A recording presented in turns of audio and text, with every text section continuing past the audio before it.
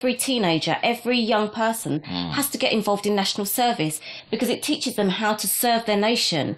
And a real woman, we're taught within Islam, serves with joy. And you're right, a real woman serves with joy. You're right. You're right in terms of, we follow up our charity with reproach. So we're giving something, but we're giving it grudgingly. We're serving, but we're serving with a bad attitude. We're giving to someone, but we're giving it, but we don't really want to give. And that comes across in the giving. And I always say that there's a bookshop in Brixton. It's called Beautiful Books. And I always go in that shop because the people are so courteous. The woman is so courteous in that shop. Every time I go, it's just a pleasure. It's just a joy to go in there and to give her my money because I know that she is actually taking my feelings into consideration when she's talking and sharing and explaining to me about the different Bibles or the different books or what we can get and what have you. And it's about taking time and attention. So therefore, we can actually feel the difference between silver service, copper service and paper service. Of course we do. It can be felt, brothers and sisters, and that can be felt in the education then. On the educational level, when we're getting silver service from our teachers, or we're getting copper and paper service. If the teachers are just there getting a salary, we can feel it. The children can feel it. If we as teachers on a spiritual level are hooping and hollering for finance, for the collection plate, it can be felt, brothers and sisters. So we really need to understand this silver service, paper service, copper service, nickel service, love service, or Satan service that we're falling into. By Allah's grace and mercy, we love what we serve. Yeah, and it's very, very important because this determines where we go from here. It determines how we move on from here. Either we move on with a better attitude or with a good attitude, or we move on in the same way that we have been. Think back to beginnings of relationships, and in the beginning of relationships, we always want to do everything for one another, don't we? So we always give the best of ourselves in the beginning of a relationship. That's right. Keep yourself up. Yeah. Or like when you first start a new job, you stay late, you start early. That's right. You work through lunch. Yeah, that's right. We do all of that. When we get a new car, you're always washing or polishing. I wouldn't know. I've never had a new car. Yet. But new computer. Yeah. Always on it. Exactly, we know. But in the beginning, we pay so much attention to that new thing. That new thing gets so much attention. It gets so much of our time and attention and our focus. And we just devote so much to polishing and neatening and tucking and making sure that it has everything that it needs. Isn't that polytheistic, sister? It can be. A focus of mind that is greater than the creator on a made thing. It can be. If we don't remember God. If we don't remember where it came from. Because we can look at something, or we can look at a car as just a car. Or we can look at it as something that's going to take me from A to B. The service that you put it into. Exactly. Service again. And whether I can get a car and I can have my car and I can want to go and look good in my car by myself. Catch a girl. Catch a girl. Or is it going to bring me to the mosque on time? Right, or is it going to bring you and some other people to the mosque on time? That's right, sister. Do you understand what I'm saying? Yes, so ma'am. you can explain... I know which one my card's for. Too right. Right, explain what you were saying yesterday about the khutbah at Jummah. The khutbah at Jummah, all praise is due to Allah. Please. The khutbah at Jummah was about trade, and our trade with Allah, not necessarily trade between each other, although, as we were talking, we need trade to survive and to pay our bills. But the way we trade with Allah, and the khutbah, the Imam was saying, are we retailers? Do we have a retail mindset where a retailer will sell things to benefit himself?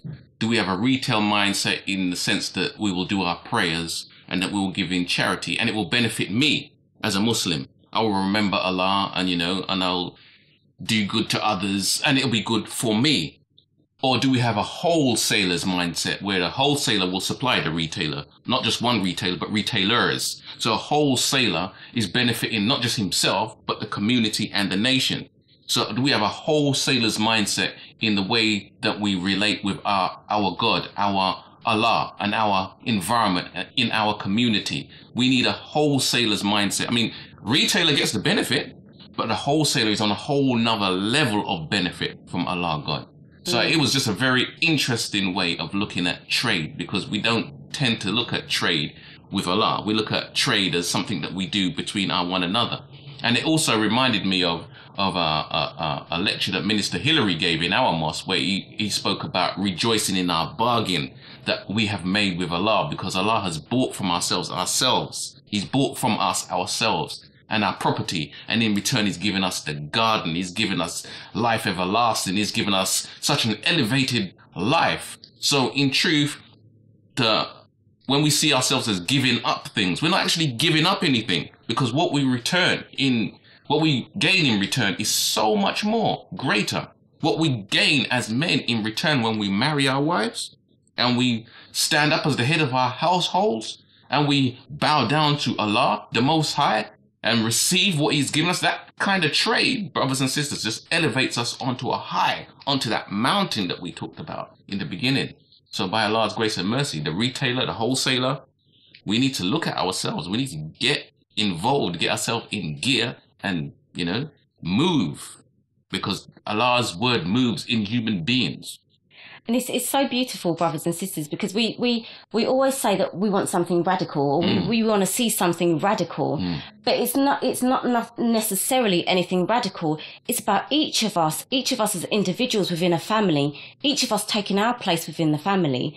And when I take my place, and I allow my children to take their place, and my husband takes his place, then all of us are working in harmony. Yes. And when we're able to work in harmony, then we can work with others in harmony. That's right. And we can pull others on board. And that's how we help to strengthen one another, because we're only as strong as our weakest link. So it's all well and good someone saying, well, look, I'm here and I'm all right and I've made it and I've got money, I've got my nice car and I've got my nice place and everything else. Retailer. Yeah, that's right. But at the end of the day, it's like, what is the condition of the rest of us? What about our brothers and sisters? What about the children who are on the streets? What about the children who don't have? What about those who don't have? Not even necessarily just the children. What about other people who don't have? Where does it end? It ends when the job is done. Silver service, sister, by Allah's grace and mercy. So I looked at the attitude, of a servant, because we could look at a waiter or a waitress, or we can look at a parent, because it's all the same thing. A mother, Or a a father, a grandparent, a teacher, even a mechanic even, all of these positions are servants. And I was talking with Jay about grandparents. Jay's our daughter, by the way. Yeah. And she was saying that her grandmother, and we were talking about grandparents and how we get a different level of nurturing from grandparents that we do from parents, because grandparents have reached another stage of development. And as they've grown and matured into another stage of development, it means that they can draw even more out of us. They mine deeper than parents do, because they see more and because they've been through more as well. And we have a deeper appreciation of our grandparents. Now, I didn't necessarily know that for myself, because my grandparents were back in Jamaica in the Caribbean. But I'm seeing that with our children now, because their grandparents are here. And so they benefit from them. And again, that's about sharing and educating and drawing out from one another. But in the attitude of a servant, in order for us to serve brothers and sisters, we need to understand the attitude of a servant, because we can see it. It's like humility. We can see it as a weakness, but really it's a strength. Learning how to serve is really a strength, because it puts you in a position of power and authority, because then you're in a position where you're giving to somebody else.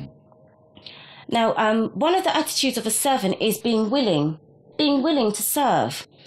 Sometimes we know that there's a job to be done, but not everybody wants to do it. Nobody wants to do it. Nobody wants to do it sometimes. Generally. Yeah, like looking after the children. Nobody wants to do it, but really that's a very important position, particularly within nation building. It's a really important position. Important. Yeah. We got to be attentive. Paying attention when you're at a restaurant. Remember when we went to a restaurant the other day and the waitress came and picked up your plate as soon as you'd finished? They're always paying attention to all of the tables that are around them. They're paying attention. Beneficent. That's right.